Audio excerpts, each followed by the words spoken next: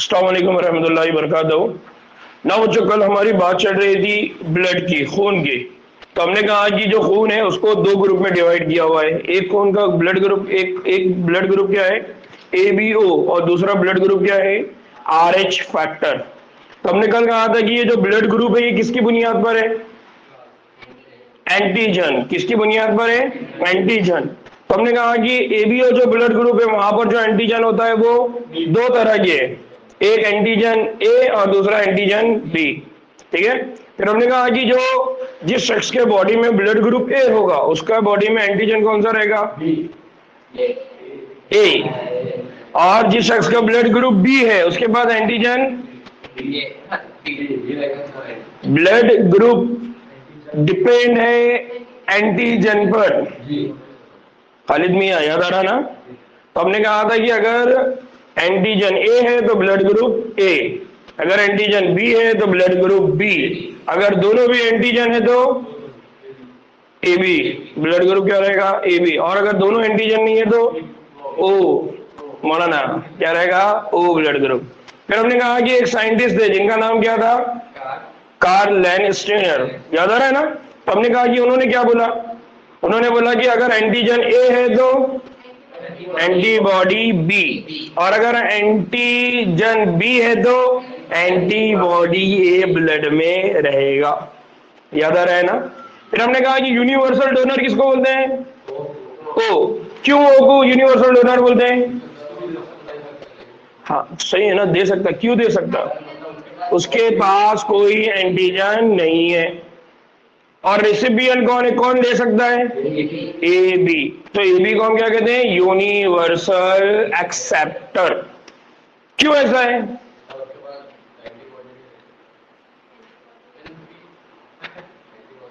इसके बाद एंटीबॉडीज नहीं रहती, इसलिए कोई वो किसी का भी ब्लड ग्रुप क्या कर सकता है, रिसीव कर सकता है।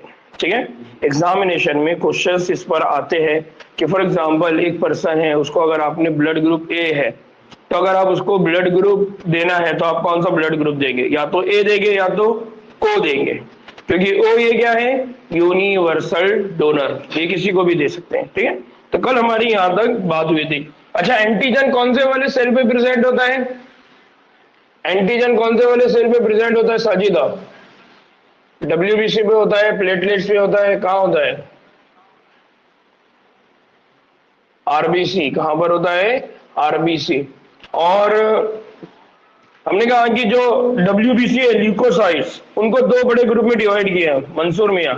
कौन से दो बड़े ब्लड के ग्रुप है, ग्रैन्युलोसाइड और अग्रैन्युलोसाइड। अग्रैन्युलोसाइड के कितने टाइप है, दो, लिम्फोसाइट और मोनोसाइट। और ग्रैन्युलोसाइट्स के तीन, कौन कौन से, न्यूट्रोफिल, इओसिनोफिल, बेसोफिल। मेरा याद रहेंगे नाम ना। अब उसके बाद हम आज एक और नया ब्लड ग्रुप स्टार्ट कर रहे हैं जो बहुत इंपॉर्टेंट है, बहुत इंपॉर्टेंट है। क्या उसको बोला जाता है, RH ग्रुपिंग। क्या बोला जाता है इसको, RH ग्रुपिंग।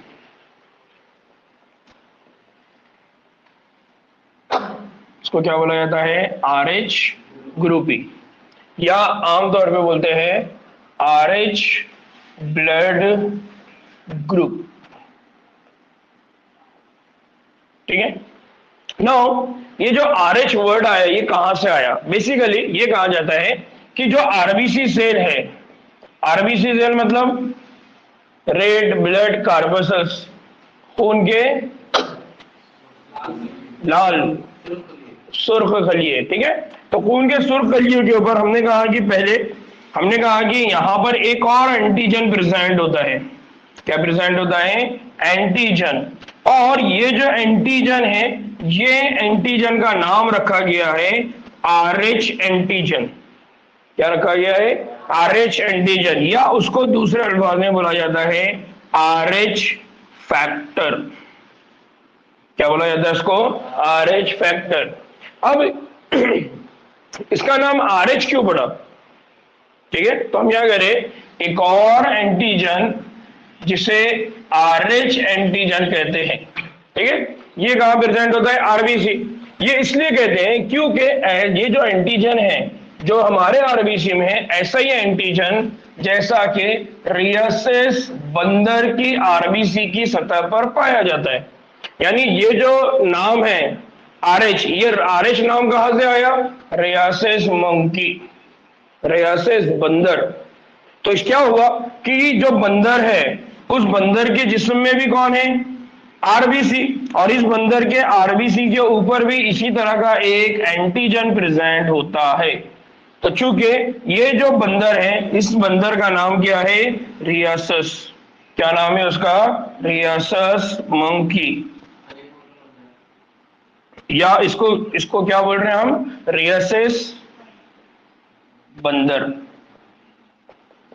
ठीक है, तो ये जो बंदर है, ये वो जो अपना रेड कलर वाला आता ना, उसकी प्रजाति में का एक बंदर है। तो क्या हुआ, जब साइंटिस्ट ने रिसर्च किया तो साइंटिस्ट ने रिसर्च करते हुए क्या देखा कि इंसान का जो खून है और बंदर का जो खून है उसके अंदर एक चीज सिमिलरिटी दिख रही है, एक जैसी दिख रही है। इसलिए उन्होंने उस फैक्टर का नाम, उस एंटीजन का नाम उस बंदर की बुनियाद पे रख दिया। तो उसको कहा जाता है RH फैक्टर, और उस RH का नाम, उसका RH का लॉन्ग फॉर्म क्या है? रियसिस मंकी। क्या है? रियसिस मंकी। वहां से ये RH नाम आया। फिर अब ये जो RH फैक्टर है, ये RH फैक्टर कुछ लोगों के, ये जो RH फैक्टर है ये कुछ इंसानों के खून में मौजूद रहेगा। कुछ इंसानों के खून में ही क्या रहेगा? मौजूद रहेगा, और कुछ इंसानों के खून में ये गैर मौजूद रहेगा। यानी आमतौर पे हम अगर इंग्लिश का वर्ड बोले तो क्या बोलते हैं? यहां हम बोलते हैं कि क्या रहेगा? प्रेजेंट रहेगा। यहां पर हम क्या बोलते हैं? एब्सेंट रहेगा। तो क्या रहेगा? जो RH फैक्टर है या जो RH एंटीजन है, ये RH फैक्टर इंसानों के अंदर, कुछ इंसानों के अंदर क्या रहेगा? मौजूद रहेगा, और कुछ इंसानों के अंदर गैर मौजूद रहेगा। नाउ जिन अफराद के खून में ये एंटीजन पाया जाता है उन्हें कहा जाता है RH पॉजिटिव। जिनके अंदर मौजूद होगा उनको क्या बोला जाएगा? जिनके अंदर मौजूद होगा उनको बोला जाएगा RH पॉजिटिव, और जिनके जिस्म में गैर मौजूद होगा उनको क्या बोला जाएगा? RH negative. क्या बोला जाएगा? RH negative. तो बेसिक कंसेप्ट याद रखना है कि ये जो RH फैक्टर है, इस RH फैक्टर की मौजूदगी और गैर मौजूदगी की वजह से इंसानों के खून को दो ग्रुप में रखा गया। जिनके अंदर मौजूद है वो RH पॉजिटिव, जिनके अंदर गैर मौजूद है RH निगेटिव। नाउ जिनमें नहीं पाया जाता उन्हें क्या कहा जाता है? RH negative. अब ये बहुत इंपॉर्टेंट है कि हम बार बार जब भी हम बोलते हैं तो हम इस तरह से बोलते हैं कि आपका अगर ब्लड ग्रुप पूछा जाए तो हम बोलते हैं कि हमारा ब्लड ग्रुप है A, या हम बोलते हैं हमारा ब्लड ग्रुप है B, या हम कहते हैं कि हमारा ब्लड ग्रुप है AB, या हम क्या बोलते हैं? हमारा ब्लड ग्रुप है O। ऐसे ही बोलते हैं। या आप दूसरा तरीके से बोलते हैं क्या कि आपका जो ब्लड ग्रुप है वो है A पॉजिटिव, या क्या बोलते हैं? A negative. या आप क्या बोलते हैं? B पॉजिटिव है या B निगेटिव। या आप क्या कहते हैं? AB पॉजिटिव है या क्या बोलते हैं? AB negative. या आपके पास अगर ब्लड ग्रुप O है तो या तो आप बोलेंगे O पॉजिटिव, या आप क्या बोलेंगे? O negative. तो ये जो पॉजिटिव निगेटिव कहां से आया? RH factor. कल किसका सवाल था ये? हाँ, है ना? आप सवाल का जवाब मिल गया कि जब हम ये कहते हैं कि मेरा ब्लड ग्रुप O पॉजिटिव है, इसका मतलब मेरे ब्लड के अंदर RBC की कंडीशन क्या है?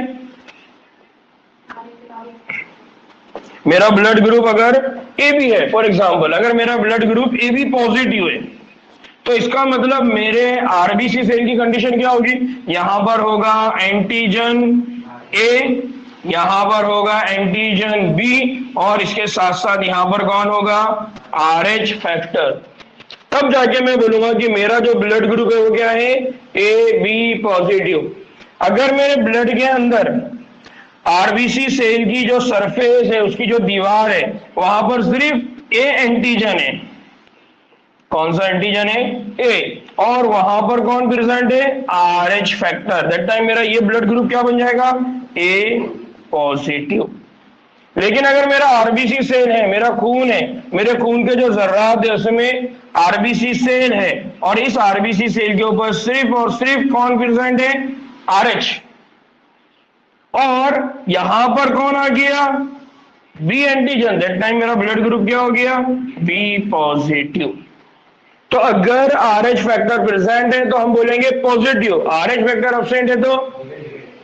समझ में आया?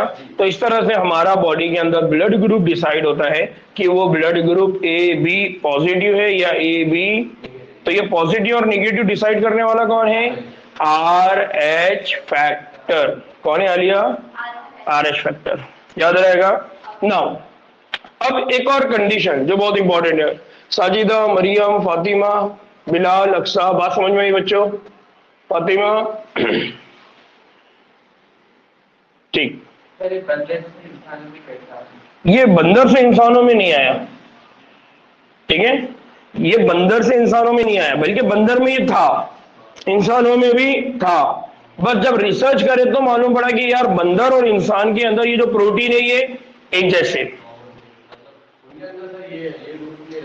जैसा हमने इवोल्यूशन की बात किए थे, तो हम ये बोल सकते हैं कि इवोल्यूशन के प्रोसेस में जब इन सारे जानदार बन रहे होंगे, दैट टाइम डीएनए की इंफॉर्मेशन जब पास हो रही है यूनिसेलुलर से मल्टी सेलुलर, फिर एनिमल के अंदर वेरिएशन, दैट टाइम हो सकता है कि सेम इंफॉर्मेशन पास हुई।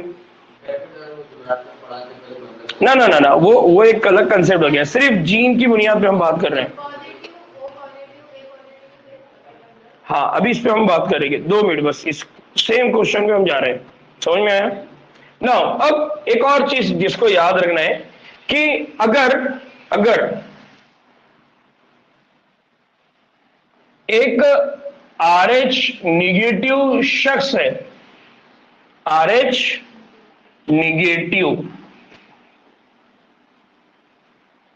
और उसको RH पॉजिटिव अगर ब्लड चढ़ाया जाए, अगर RH पॉजिटिव ब्लड किसको चढ़ाया जाए? RH निगेटिव शख्स को, तो क्या होगा? इसके जिस्म में क्या बनना शुरू हो जाएंगे? एंटीजन। एंटीजन के खिलाफ क्या बनना शुरू हो जाएंगे? एंटीबॉडीज। क्या बनना शुरू हो जाएंगे? एंटीबॉडीज। क्योंकि हमने पढ़ा हुआ है एंटीबॉडीज कब बनती है? जब क्या मौजूद होता है? एंटीजन। तो यहां एंटीजन नहीं है, यहां पर एंटीजन है, और एंटीजन हमेशा एंटीजन के अगेंस्ट में क्या बनती है? एंटीबॉडी। एंटीबॉडी यानी जिस्म का इम्यून रिस्पॉन्स क्या हो जाता है? इवोक, एक्टिवेट हो जाता है, तैयार हो जाता है, और उसके अगेंस्ट में वो क्या बनाना शुरू करेगी? एंटीबॉडीज। चोर घर में आया, उसके अगेंस्ट में क्या हो गया? सब लोग डंडे लकड़ियां बुक्कियां लेके खड़े हो गए। तो वैसा ही है कि जब तक इसके पास कोई एंटीजन नहीं है, इसको कोई नुकसान, लेकिन जैसे इसके पास एंटीजन वाला ब्लड आ गया, तो अब यहां पर क्या बनना शुरू हो जाएगी? एंटीबॉडीज। तो हमेशा एंटीजन के अगेंस्ट में क्या बनती है? एंटीबॉडी। इसका मतलब अगर इसको थोड़ा रिवर्स कर दो, क्या कि कोई RH प्लस वाला बंदा है और उसके बॉडी के अंदर आपने RH निगेटिव ब्लड अगर ऐड कर दिया, तो यहां पर एंटीबॉडी बनेगी या नहीं बनेगी?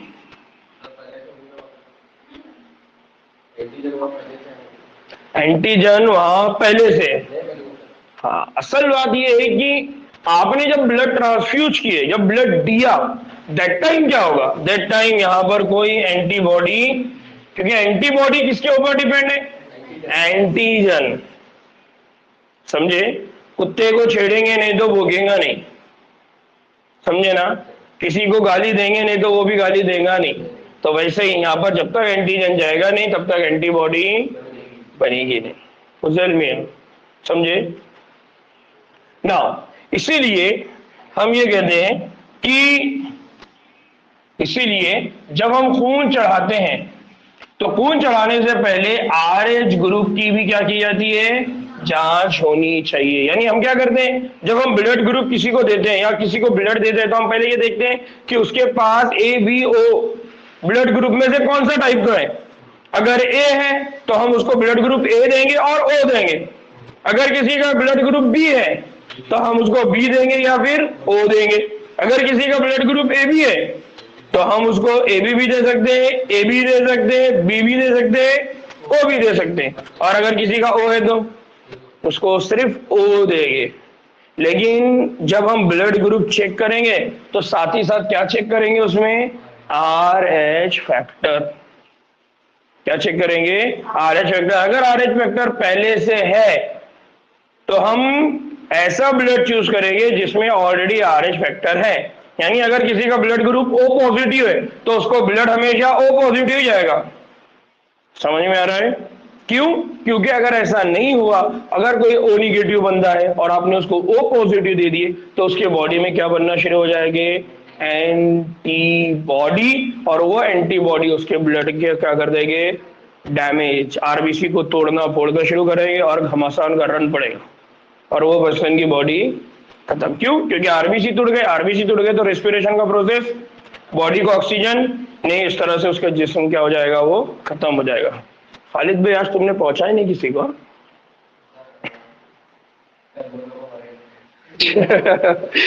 ठीक है, बात समझ में आ रही है ना? RH के लिए RH एंटीबॉडी, RH फैक्टर के अगेंस्ट में क्या बनेगी, RH एंटीबॉडी। नाउ अगर RH अदम मिलान है ना, अदम मिलान का मतलब क्या है, RH की मौजूदगी में क्या बनना शुरू हो जाएगा, एंटीबॉडी, और उनके बीच में क्या हो जाएगा, इंटरैक्शन हो जाएगा, वो एक दूसरे से जुड़ जाती है। ठीक है। नाउ इसलिए हमने क्या कहा, हमने इसलिए कहा कि जब भी हमको ब्लड ट्रांसफ्यूजन करना होता है दैट टाइम हम क्या करते हैं, ब्लड ग्रुप को चेक करते हैं। नाउ यहां पर एक बहुत अच्छी एग्जांपल है, बहुत इंपॉर्टेंट एग्जांपल है। वो एग्जांपल क्या है, वो एग्जांपल ऐसी है कि फॉर एग्जांपल ये कंसीडर करिए कि जब RH निगेटिव हामिला औरत हो और RH निगेटिव हामिला औरत के रहम में, यानी रहम मतलब जहां पर बच्चे की परवरिश होती है, जिसको हम क्या कहते हैं, यूटेरस। क्या कहते हैं हम उसको, यूटेरस। तो रहम में पलने वाला जो बच्चा है उसका खून अगर क्या हो जाए, RH पॉजिटिव। ना बात को समझिए, यहां पर कौन है, यहां पर है मदर। मदर का जो ब्लड ग्रुप है वो क्या है, RH निगेटिव। मदर का ब्लड ग्रुप क्या है, RH निगेटिव। और मदर के बॉडी में कौन डेवलप हो रहा है, फीटस। जो बच्चा डेवलप हो रहा है उसका जो ब्लड ग्रुप है वो क्या है, RH पॉजिटिव। कौन है, RH पॉजिटिव। और ये जो कंडीशन हम देख रहे हैं, ये कंडीशन हम ये कह रहे हैं कि ये पहली हामिला, क्या बोलेंगे उसको, स्टेज है, या ठीक है, यानी फर्स्ट स्टेज है ये। ठीक है। तो उस कंडीशन में क्या हो रहा है, मदर का जो ब्लड ग्रुप आया वो क्या है, RH, और बेबी का जो ब्लड ग्रुप आ गया वो क्या आ गया, RH पॉजिटिव। अब इस कंडीशन में क्या होगा, इस कंडीशन में एक बात ये है कि पहले हमल के अंदर, यानी फर्स्ट टाइम में बच्चे के RH एंटीजन मां के RH निगेटिव खून से मुतासिर नहीं होते। क्यों नहीं होते, क्योंकि दोनों का जो खून है वो प्लासेंटा के जरिए एक दूसरे से क्या करके रखा जाता है, अलहदा। आपको मालूम है कि ये जो मदर है और ये मदर और फीटस, इन दोनों के बीच में कनेक्शन होता है, वो होता है अम्बिलिकल कॉर्ड। क्या होता है, अम्बिलिकल कॉर्ड, जिसको हम बोलते हैं ना नाल, नाल बोलते हैं हम उसको। तो ये जो मदर है, इस मदर के बॉडी से जो भी ग़िज़ा है वो किसको मिलेगी, बच्चे को। लेकिन मां के जिस्म से खून, स्पेशली RBC सेल, कभी भी बच्चे के जिस्म में नहीं जाते, या बच्चे का जो RBC है वो कभी भी मां के जिस्म में नहीं जाता। उसका रीजन क्या है? उसका रीजन है कि इस अम्बिलिकल कॉर्ड के बीच में यहां पर एक दीवार होती है जो उन दोनों के खून को मिक्स होने से क्या करके रखती है?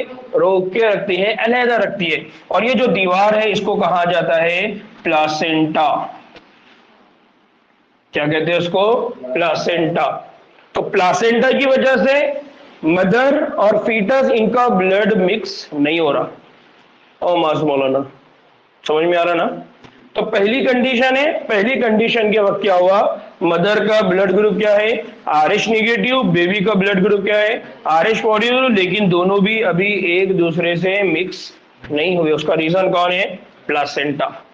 नाउ ये जो कंडीशन है, ये कंडीशन उस वक्त की है जिसको हम कहते हैं गेस्टेशन पीरियड। गेस्टेशन पीरियड का मतलब क्या होता है? जब तक प्रेगनेंसी है, यानी जब तक कौन सी कंडीशन है? हमल है। और हमको मालूम है गेस्टेशन की जो टोटल टाइम होता है वो होता है 9 मंथ्स। ठीक है। नाउ 9 मंथ्स के बाद क्या होता है? 9 मंथ्स के बाद अब वो बेबी की क्या होगी? डिलीवरी। बेबी मदर के जिस्म से क्या होगा? बाहर आएगा। जब बेबी मदर के जिस्म से बाहर आता है तो हम ये कहते हैं कि अम्बिलिकल कॉर्ड को क्या करते हैं? कट कर देते हैं। नाल को क्या कर देते हैं? कट कर देते हैं। कट करने के बाद क्या करते हैं? उस नाल को दोबारा लिपेट के मदर के बॉडी में, मदर के जिस्म में रख देते हैं। जब उस बेबी और मदर की ये जो नाल है इसको कट किया तो बेबी का जो भी ब्लड है वो ब्लड सब कहां पर लग गया? इस नाल के सिरे पे। अब जब इसको लपेट के मदर के बॉडी में रखेंगे तो मदर के बॉडी में बेबी का क्या चला गया? ब्लड। अब अगर मदर के बॉडी में बेबी का ब्लड अगर मिक्स हो गया तो बेबी का ब्लड क्या है? RH positive. मदर का ब्लड क्या है? RH negative. नाउ मदर के बॉडी में कौन सा वाला ब्लड चला गया? RH positive. इसका मतलब यहां पर कौन प्रेजेंट है? एंटीजन। और अगर एंटीजन प्रेजेंट है तो मदर के बॉडी में क्या बन जाएगी? एंटीबॉडी। क्या बन जाएगी मदर के बॉडी में? एंटीबॉडी। तो मदर के बॉडी में पहले एंटीबॉडी नहीं थे। पहला हमल हुआ, बच्चा बाहर आ गया। अब जब अम्बिलिकल कॉर्ड मदर के बॉडी में रखी गई तो बच्चे का ब्लड मदर के ब्लड में क्या हो गया? मिक्स। नतीजे में यह हुआ कि अब मदर के बॉडी में क्या बन गई? एंटीबॉडी।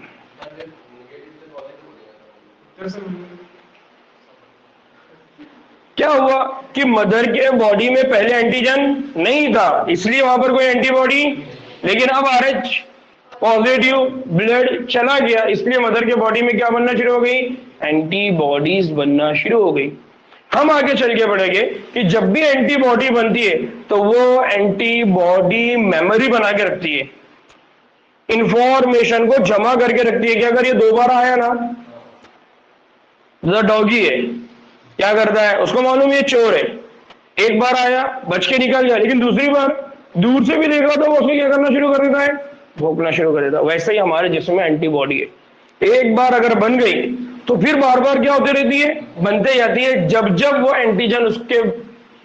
वो एंटीजन जिस्म के अंदर आएगा। तो अभी RH पॉजिटिव ब्लड मदर के बॉडी में आ गया। मदर के बॉडी ने उसके अगेंस्ट में क्या बना के रख लिया? एंटीबॉडी। नाउ ये बच्चे को कुछ नहीं होगा, ये बच्चा सरवाइव करेगा, जिंदा रहेगा, सरवाइव। लेकिन अब क्या हुआ कि सेकंड टाइम, अब अगले हमल के वक्त, अगले हमल में क्या होगा? जो बच्चे का खून है उसके अंदर एंटीबॉडीज दाखिल हो जाएगी। क्यों दाखिल हो जाएगी? इसलिए दाखिल हो जाएगी कि फर्स्ट कंडीशन में जो बेबी आया था वो भी RH पॉजिटिव था। अब सेकंड कंडीशन में क्या होगा? सेकंड कंडीशन में क्या होगा? सेकंड हमल में क्या होगा? दूसरी मर्तबा हमल के दौरान में अगेन दोबारा मदर जो है वो क्या है? मदर क्या है? मां की कंडीशन अभी भी क्या रहेगी? RH negative. मौलाना मदर चेंज नहीं हुई ना? सबर मौलाना, हम किसकी बात कर रहे हैं? हम बात कर रहे हैं ब्लड ग्रुप की। तो हमने कहा कि ब्लड ग्रुप मदर का क्या है, RH नेगेटिव। तो बेबी का ब्लड अगर मदर के बॉडी में चला जाए तो मदर का ब्लड चेंज हो जाएगा क्या? नहीं होगा ना, मदर का ब्लड चेंज नहीं होगा, सिर्फ एंटीबॉडी बनेगी, ब्लड चेंज नहीं होगा। बात समझ में आई मेरे? क्या बात समझ में आई? पानी है बहुत बड़ा मटके में और उसमें थोड़ा सा कलर डाल दिए तो पानी का कलर पूरा चेंज हो जाता है क्या? नहीं, जैसा जैसा आप कलर की क्वांटिटी बढ़ाएंगे वैसा वैसा कलर चेंज होगा, लेकिन थोड़ा सा कलर डालने से कोई फर्क नहीं पड़ेगा। लेकिन वो जो कलर है वो कहीं ना कहीं जाके तो बैठ जाएगा ना। समझ में आ रही है? तो अभी क्या हो गया, मदर के बॉडी में ऐसा ही हो गया कि पहले वाला जो बेबी था उसका जो ब्लड था वो पॉजिटिव था, वो ब्लड मदर के बॉडी में चला गया, मदर के बॉडी में RH पॉजिटिव के अगेंस्ट में क्या बन गया, एंटीबॉडी, और वो एंटीबॉडी बैठे हुए हैं कहीं तो भी। ठीक है, अब सेकंड टाइम दूसरे हमल के दौरान अगेन मदर का ब्लड ग्रुप क्या रहेगा, RH नेगेटिव, क्योंकि मां चेंज होने वाली है क्या? नहीं। दूसरा, अब सेकंड जो बेबी है, सेकंड जो फीटस है, दूसरा वाला जो बेबी है, किस्मत से, तकदीर से, इत्तेफाक से अगेन इसका जो ब्लड ग्रुप आ गया वो अगेन दोबारा क्या आ गया, RH पॉजिटिव। और अभी भी यहां पर कंडीशन क्या होगी, इन दोनों के बीच में कौन है, अम्बिलिकल कॉर्ड, और इन दोनों के ब्लड को रोकने वाला यहां पर कौन है, प्लासेंटा। कौन है, प्लासेंटा। अब ये जो प्लासेंटा है, ये प्लासेंटा किसको रोकती है, ये खून ओ खालिद भाई, किसको रोकने का काम करती है, किसको रोकने का काम करती है, RBC यानी खून को। लेकिन ये RBC किसको नहीं रोक सकती, ये RBC कभी भी यहां पर जो एंटीबॉडी है उसको रोक नहीं सकती। नतीजे में क्या होगा, नतीजे में ये होगा, मां के जिस्म के अंदर जो भी एंटीबॉडी है वो प्लासेंटा को क्या कर देंगे, पास, और प्लासेंटा को पास करके कहां पहुंच जाएंगे, फीटस के जिस्म में। और जैसे फीटस के जिस्म में जाएंगे हो मेरा बाजी, तो वहां पर क्या हो जाएगा, जंग किसके बीच में, RH एंटीजन और मदर के पास से आए हुए RH एंटीबॉडी। इस तरह से क्या हो गया कि अगले हमल में बच्चे के खून के अंदर ये एंटीबॉडीज क्या हो जाएगी, दाखिल हो जाएगी, और दाखिल होकर उसके RBC को वो क्या कर देगी, तबाह कर देगी।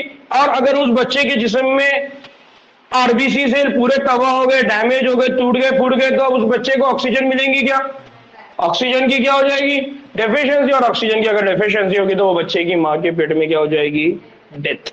तो इसीलिए कहते हैं ये एंटीबॉडीज या तो बच्चे को मार सकती है या फिर उस बच्चे के अंदर क्या डेवलप हो जाएगा, anaemia. Anaemia means deficiency of oxygen, oxygen की कमी। या उस बच्चे को क्या हो जाएगा, यरखान। यरखान मतलब जॉन्डिस, जॉन्डिस मतलब पीला, कि वो बच्चे को क्या हो जाएगा, पीला हो जाएगा। मां की पेट में वो पीला भी बन सकता है। और इस सूरत को क्या कहा जाता है, इस सूरत को कहा जाता है एरिथ्रोब्लास्टोसिस फ्यूटालिस। इस बीमारी को क्या बोला जाता है, एरिथ्रोफ्यूटालिस। एरिथ्रो, अच्छा थोड़ा सा मैं एक कदम आगे बढ़ गया, वापस हो जाते। क्या हो गया, एरिथ्रोब्लास्टोसिस फ्यूटालिस। क्या होता है, एरिथ्रोब्लास्टोसिस फ्यूटालिस। तो ये जो कंडीशन हुई जिसमें वो बेबी के बॉडी में या तो पीला आ गया, या तो उसके जिस्म में एनीमिया, ऑक्सीजन की डेफिशिएंसी, या फिर वो बच्चे की वहां क्या हो सकती है, डेथ हो सकती है, वो मर सकता है। इस कंडीशन को क्या बोला जाता है, एरिथ्रोब्लास्टोसिस फ्यूटालिस। एरिथ्रो मतलब RBC, ब्लास्टोसिस मतलब सेल का या खलिए का टूटना, खलिए का टूटना, और फ्यूटालिस मतलब बच्चा। तो जो बच्चा अभी मां के जिस्म में है उसके जितने भी खलिए हैं वो सब क्या हो गए, टूट गए, फूट गए। अब या तो वो बच्चा बचेगा या फिर वो मर सकता है। अगर उसके जिस्म में ब्लास्टोसिस यानी पूरे खलिए अगर टूट गए तो उसके जिस्म में क्या होगा, ऑक्सीजन की कमी होगी, प्लस उसके जिस्म के अंदर चूंकि टूटने वाले जो सेल है वो सारे के सारे आरबीसी है, इरिथ्रोसाइट है, इसका मतलब उसके जिस्म के अंदर bilirubin, bilirubin, yellow colour pigment बढ़ जाएंगे, नतीजे में उसके जिस्म के ऊपर हमको जो कलर दिखाई देगा वो पीला कलर। इसलिए हम उसको कहते हैं यरखान, या उनको कहते हैं जॉन्डिस, या हम उसको क्या बोलते हैं फजल मियाँ, पीला। समझे? नाउ इस सब से बचने के लिए क्या करेंगे?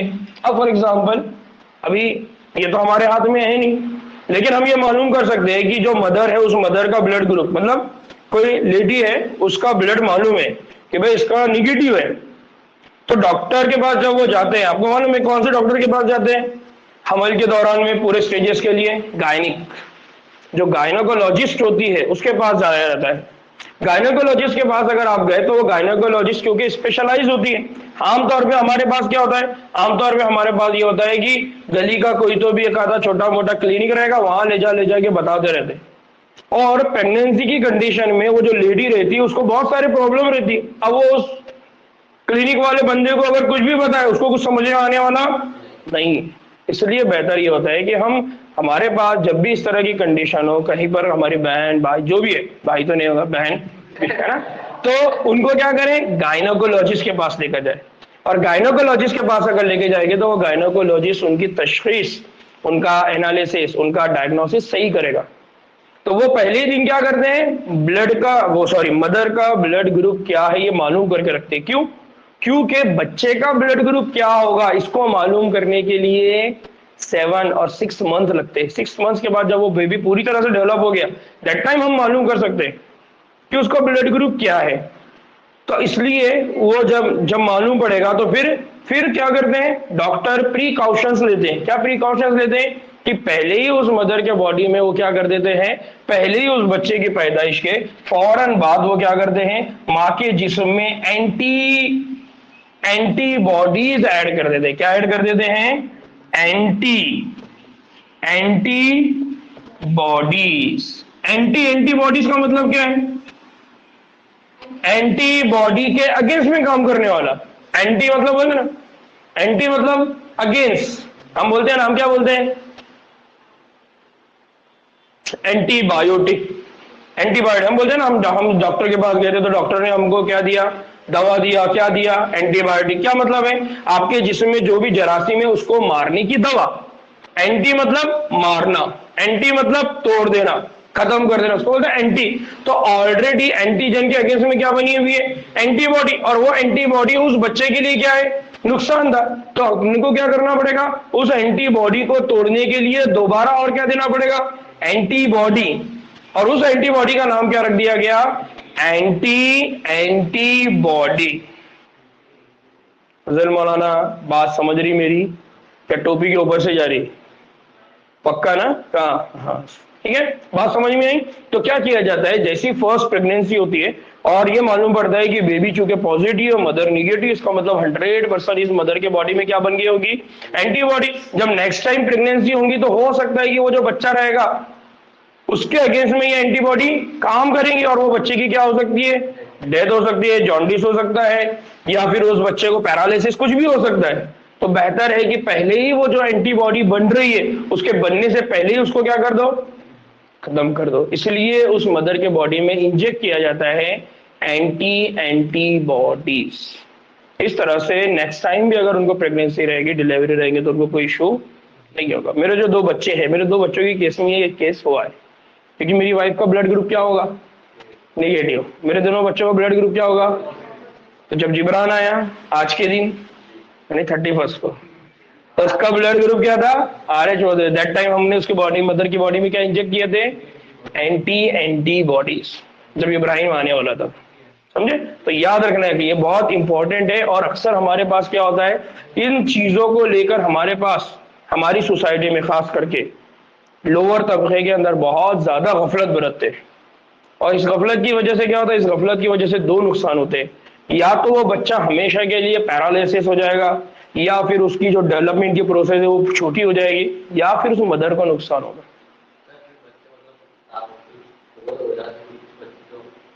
तो ये जो अलग अलग बीमारियां होती उसके रीजन ही है। कि हमने वक्त पर वो डायग्नोसिस प्रॉपरली किया नहीं रहता, 100 रुपये 200 रुपये 300 रुपये बचाने के चक्कर में। नहीं तो हमारी सोसाइटी में आजकल है तो बहुत टेंशन रहता है, अगर लेकर जाना है तो मायके वालों ने ले जाना है, ससुराल वाले भेज देंगे, और जो भी खर्चा करना है किसने करना है ना। और इस्लाम तो हमको ऐसी कोई चीज सिखाता नहीं है, उल्टा ये सारी रिस्पॉन्सिबिलिटी उस बच्ची की किसकी है, उसके शौहर की है। लेकिन हमारे पास एक कल्चर चल पड़ा है ना। क्या कल्चर चल पड़ा? वो सारी रिस्पॉन्सिबिलिटीज ससुराल मतलब मायके वाले उठाएंगे उस बच्ची के, और वो जनाब मस्त ऐश से आएंगे जाएंगे। वो तो उतने दिन उनका खाना भी करो, उनका रहना भी करो, उनकी जरूरत पूरी करो, फिर चिल्ला चड्डी करना है तो उनको अच्छे अच्छे कपड़े भी ला के दो। खैर ये बातें सारी इसलिए बोला ताकि ये वीडियो सर्कुलेट करो। हाँ, फिर कंटिन्यूअस डॉक्टर, वो जो गायनेकोलॉजिस्ट रहती है वो आखिरी दिन तक सारे, इसीलिए मैं बोल रहा हूँ कि हमारे पास बहुत अच्छे डॉक्टर होना बहुत जरूरी है। अगर हमारे पास बहुत अच्छे डॉक्टर होंगे तो हमारे पास ये जो प्रॉब्लम है डेथ होने का रेशो ही और क्या हो जाएगा, कम। समझ रहे? तो पहले से लेके आखिर तक डॉक्टर सारे प्रिकॉशनरी मेजर्स इस्तेमाल करता है। मुफ्ती साहब आप कुछ फतवा की जारी करो जरा।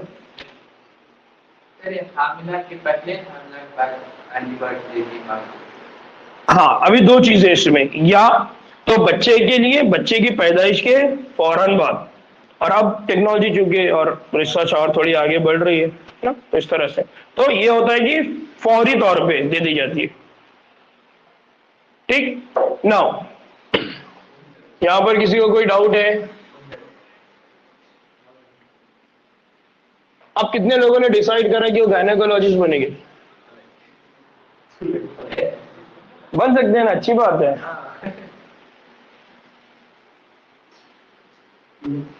नहीं डिसाइड करे, चलिए ना हो। ये खून रस रहा है यार, दिख रहा है क्या? खून टपक रहा है। आरबीसी, ठीक है, बहुत ज्यादा बजा रहा ना। हाँ, तो यही समझाने के लिए कि जो खून इस तरह से बह रहा है, अब देखो ये खून रुक गया, ये रुक गया ना, इसको बोलते हैं ब्लड क्लॉटिंग, इसको बोलते हैं कोआगुलेशन ऑफ ब्लड, इसको बोलते हैं खून का जमना। तो देखो अभी है ना खून बह रहा है, फिर ये रुक गया, अभी बह रहा है, ये रुक गया, इसको बोलते हैं खून का जमना। तो हमारे जिस्म में भी क्या होता है, जब भी कोई कट लगता है, और मेरा बाजी कट लगने के बाद क्या होता है, खून बहता है, और खून बहने के बाद क्या हो जाता है, रुक जाता है। रुकने के बाद क्या बनता है, खपली। क्या बनती है, खपली, स्कम। ठीक है, तो हम सीरम जो होता है वो बगैर ब्लड क्लॉटिंग फैक्टर, अगर उसके अंदर से ब्लड क्लॉटिंग फैक्टर अगर निकाल दिए तो क्या बन जाता है, सीरम। ठीक है, और तुम जो बोलना चाह रहे थे वो है क्लॉट, स्कम। नहीं, वो खपली बाकी सारी चीजों से मिलकर बनी, यानी जो सेल वगैरह है, जो डैमेज सेल है, जो न्यूट्रोफिल है, जो किल हो गए, जो मर गए, उन सबसे मिलकर बनती है, और प्लस फिब्रिन, इसको हम अभी पढ़ने वाले, उससे मिलकर क्या बन जाता है, खपली, क्लॉट। ठीक है ना। कितना टाइम है मौलाना अजान को? 5 मिनट है या ज्यादा है? क्योंकि ये टॉपिक है, एक ही बार अगर स्टार्ट करेंगे ना तो पूरा एक साथ खत्म करना रहेगा इसको। 6-5 को जमा दे।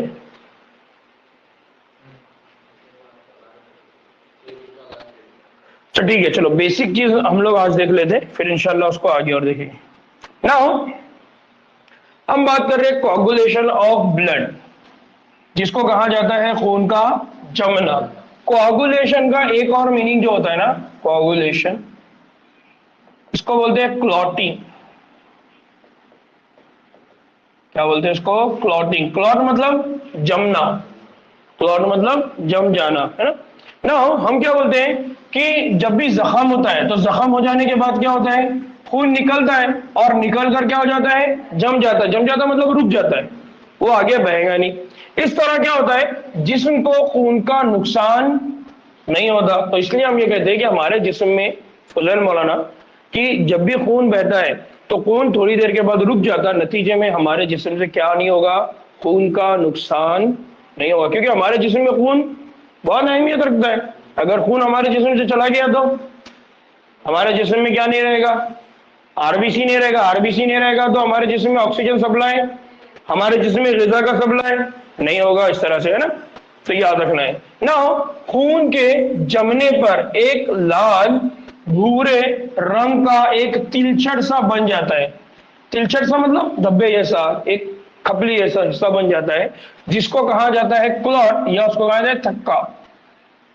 अब वो एनसीईआरटी वालों ने ट्रांसलेट किए वाले, मैंने भी उर्दू में ढूंढने की कोशिश किया लेकिन समझ में नहीं आया तो वो थुक्का है या थक्का है, नहीं मालूम। ठीक है, तो कहते हैं ना, ये जो क्लॉट है, ये जो जमा हुआ खून है, ये धागों के एक जाल से बना होता है। यानी हमारे जिस्म में ये जो कट लग गया, तो ये कट को अगर आप देखेंगे तो इसको अगर आप ग्रो करके देखेंगे तो ये इस तरह से बहुत सारे यहाँ पर धागे, और ये धागों ने क्या करें, जो खून यहां से बह रहा था उस खून को उन्होंने क्या कर दिया, रोक दिया। इसको कहा जाता है, इन धागों को कहा जाता है फाइब्रिन्स। क्या कहा जाता है इनको? फाइब्रिन्स। नाउ अब एक बहुत बेसिक कंसेप्ट याद रखना है। पहली बात हमने क्या बोला, हमने कहा कि हमारे जिस्म पे अगर जख्म लग जाता तो वहां से जो खून बह रहा है वो थोड़ी देर के बाद रुक जाता। क्यों रुक जाता? क्योंकि उस जगह पर क्या बन जाता है, क्लॉट, थक्का। और ये जो थक्का, ये जो क्लॉट है, ये बनाने वाले कौन है? धागे। और उन धागों का नाम क्या रखा हुआ है? फिब्रिन। क्या नाम रखा उनका? फिब्रिन। नाउ एक और चीज, ये जो फिब्रिन होता है, ये फिब्रिन में क्या होता है? तो इस फिब्रिन में होता है खून के मुर्दा और तबाहशुदा तश्कीली अनासिर। तो बेसिकली क्या होगा, जैसे हमारे घर में होता है ना, पानी जहां से बहता है वहां पर हम एक छन्नी लगा के रख दे, तो छन्नी के अंदर क्या होता है, जो भी कचरा होता है वो अटक जाता है। तो वैसे ही जब खून जिस्म से बाहर आने लगता है तो ये जो फिब्रिन है, इस फिब्रिन की वजह से यहाँ पर क्या बन जाता है, नेटवर्क, एक जाली बन जाती है। और उस जाली के ऊपर सब के सब जो डेड सेल है, जो मर गए सेल है, वो सब आके क्या हो जाते हैं, रुक जाते हैं, जमा हो जाते हैं। और जमा होने के बाद वो क्या हो जाएंगे, सूख जाएंगे। सूखने के बाद वहां पर क्या बन जाएगा, क्लॉट। समझ में आया ना? तो याद है, तो हम कहते हैं कि जो फिब्रिन्स है ये प्लाज्मा में थ्रोम्बिन एंजाइम के जरिए गैर फाल फाइब्रिनोजन के तब्दील होने से बनते हैं। अब सवाल ये आता है कि ये फाइब्रिन जो इतना बड़ा काम कर रहे हैं, कितना बड़ा काम कर रहे हैं, ये क्या बना रहे हैं, क्लॉट, ये मुर्दा खलियों को रोक दे रहे हैं। तो ये जो फाइब्रिन है ये बना कहां से? तो ये जो फाइब्रिन है, इस फाइब्रिन को बनाने के लिए यूज किया जाता है फाइब्रिनोजन। किसको यूज किया जाता है? फाइब्रिनोजन। किसका इस्तेमाल किया जाता है? फाइब्रिनोजन। और आपको याद होगा खालिद मियां, फाइब्रिनोजन कहां पढ़े हमने? प्रोटीन, प्लाज्मा के प्रोटीन। कितने टाइप के प्रोटीन होते हैं फजल मियां? 3। Fibrinogen, albumin, globulin. याद आ रहा है ना? फाइब्रिनोजन, एल्ब्यूमिन, ग्लोब्यूलिन, 3 तरह के प्रोटीन होते हैं। उनमें से एक प्रोटीन कौन है? फाइब्रिनोजन। ये जो फाइब्रिनोजन है ये हमारे जिस्म में खालिद मियां कौन सी कंडीशन में होता है? इनएक्टिव। कौन सी कंडीशन में होता है? Inactive, relax. लेकिन जैसे ही हमारे जिस्म के अंदर इंजरी होती है, तो इंजरी होते ही ये जो फाइब्रिनोजन ये कैसा था? इनएक्टिव था। इनएक्टिव मतलब कैसा था? गैर फाल, कोई भी काम ये नहीं कर रहा था। अब ये क्या हो जाएगा? ये फाइब्रिनोजन किसमें कन्वर्ट हो जाएगा? फाइब्रिन। किसमें तब्दील हो जाएगा? फाइब्रिन। फाइब्रिन मतलब अब ये कौन सा फॉर्म आ गया? एक्टिव। एक्टिव मतलब फाल। एक्टिव मतलब फाल। हम बोलते हैं ना एक्टिव पैसिव, सुने क्या लिया भाई जी? एक्टिव मतलब फाल। फाल मतलब जो काम करने वाला है, जो काम करने वाला है उसको क्या बोलेंगे? फाल। और जो काम नहीं कर रहा, गैर फाल। तो फाइब्रिनोजन पहले कौन सी कंडीशन में होता है? गैर फाल, मतलब वो कोई काम नहीं कर रहा है। लेकिन जैसे ही जिस्म को जख्म होता है तो ये फाइब्रिनोजन जल्दी से क्या हो जाता है? फाल। पहले ये गैर फाल था, अब ये फाल है ना। आप एक जगह पे कुर्सी पे बैठे हुए, अचानक में आके बाजू से डॉगी ने भो भो शुरू कर दिया। अब आप क्या करेंगे? डर जाएंगे। डर गए मतलब आप वहां से क्या करेंगे? भागना शुरू करेंगे। तो कुर्सी पे आप कौन सी कंडीशन में थे? गैर फाल। और जैसी डॉगी ने भोगा तो फाल कंडीशन आ रहा, वहां से क्या करने लग गए? अब भागने। वैसे ही हमारे जिस्म में फाइब्रिनोजन कौन सी कंडीशन में? इनएक्टिव यानी गैर फाल। जैसे इंजरी होगी, जख्म होगा, तो वो कौन सी कंडीशन में आ गया? फाल, यानी उसका नाम क्या रख दिए फिर? फाइब्रिन। क्या नाम रख दिए? फाइब्रिन। नाउ अब एक और बात कि ये जो फाइब्रिन है या ये जो फिब्रिन है, इसको बनाने का काम एक एंजाइम करता है। उस एंजाइम का नाम क्या है? उस एंजाइम का नाम है थ्रोम्बीन। क्या नाम है उस एंजाइम का? थ्रोम्बीन। क्या नाम है? थ्रोम्बीन। याद रहेगा? क्या याद रहेगा? थ्रोम्बीन।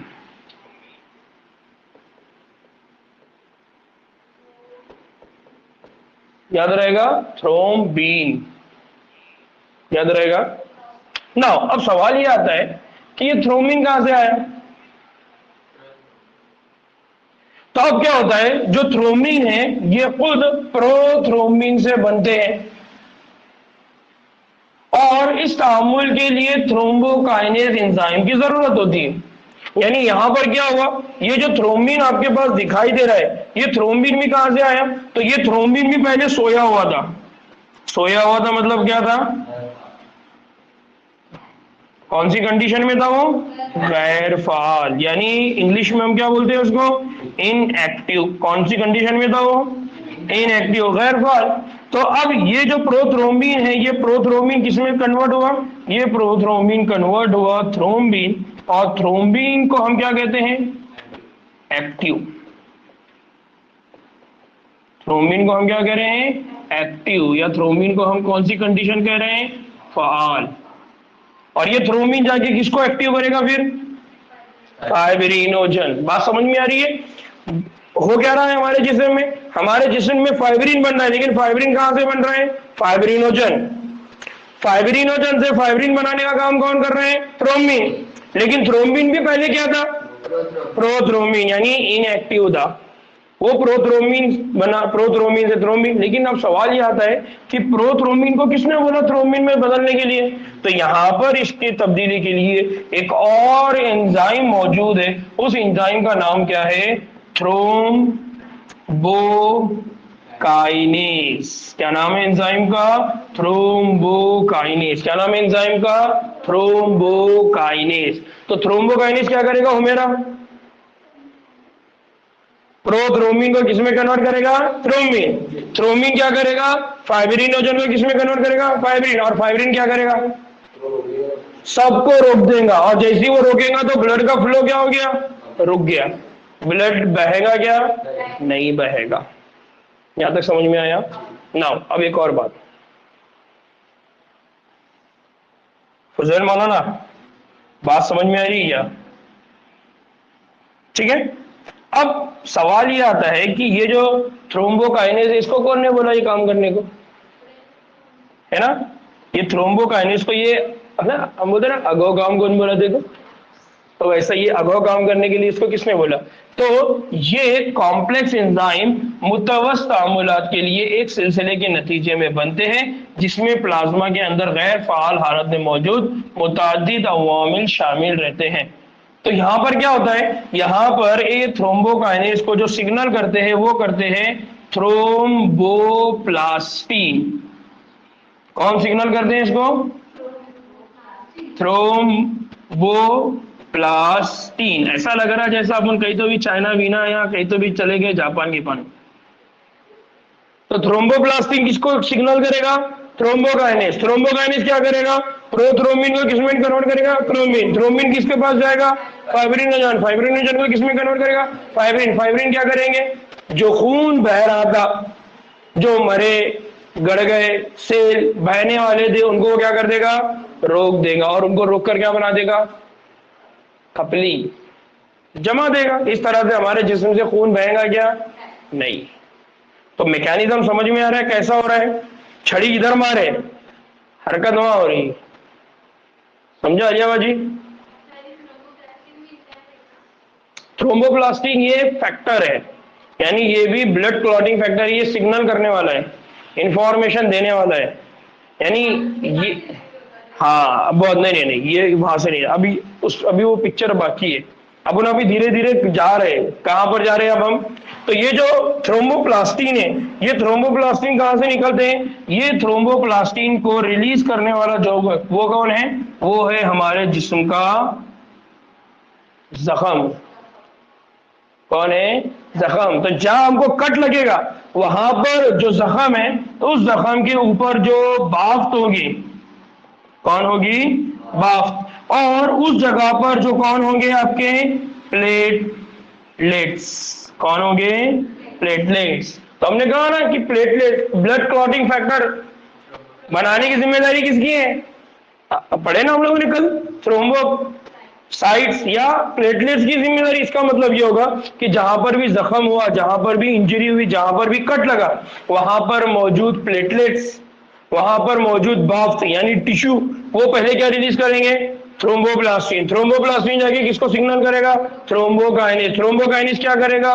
प्रोथ्रोम्बिन को किसमें कन्वर्ट करेगा? थ्रोम्बिन। जैसे थ्रोम्बिन बनेगा तो थ्रोम्बिन जाके किसको सिग्नल करेगा? फाइब्रिनोजन। फाइब्रिनोजन किसमें कन्वर्ट होगा? फाइब्रिन। और फाइब्रिन जाके एक पूरा नेटवर्क बना देंगे और सारे के सारे आरबीसी से, सारे के सारे न्यूट्रोफाइल, सारे के सारे मुर्दा खलिए जो खून के जरिए जिस्म से बाहर जा रहे हैं, उनको क्या कर देंगे? रोक देंगे। इस तरह से आपके जिस्म पर क्या बन गई? खपली, क्लॉटिंग, थक्का, है ना? समझा? तो यहां पर है ना पूरा एक कंसेप्ट याद रखना है। क्या? यहां पर खो खो खेलना है, वो उसको खो करता है, वो उसको खो करता है, वो उसको खो करता है। समझ में आ रहा है? तो यहाँ इस तरह से पूरा जिस्म में मैकेनिज्म होता है।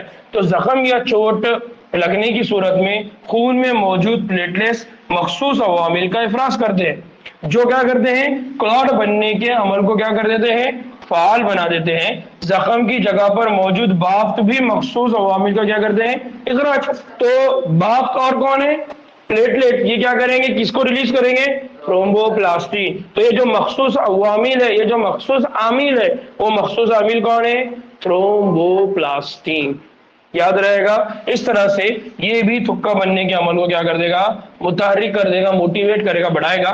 थक्का बनने के अमल में कैल्शियम आयन बहुत अहम रोल अदा करते हैं। ये जो थुक्का बन रहा है ना, ये जो फाइब्रिन है, ये फाइब्रिन क्या करेगा? खपली बना देगा। तो इस फाइब्रिन को खपली बनाने में हेल्प कौन करने वाला है? कैल्शियम। कौन करने वाला है? याद रहेगा? तो जो भी खपली बनती है, उस खपली को बनाने में इंपॉर्टेंट रोल कौन प्ले करता है? कैल्शियम। याद रहेगा? चलिए, नमाज का टाइम हो गया। जमात नहीं, उसमें नहीं है। थ्रोम्बो वो बुक ने मेंशन ही नहीं किया उसको। चलिए, अस्सलाम वालेकुम रहमतुल्लाहि बरकातहू।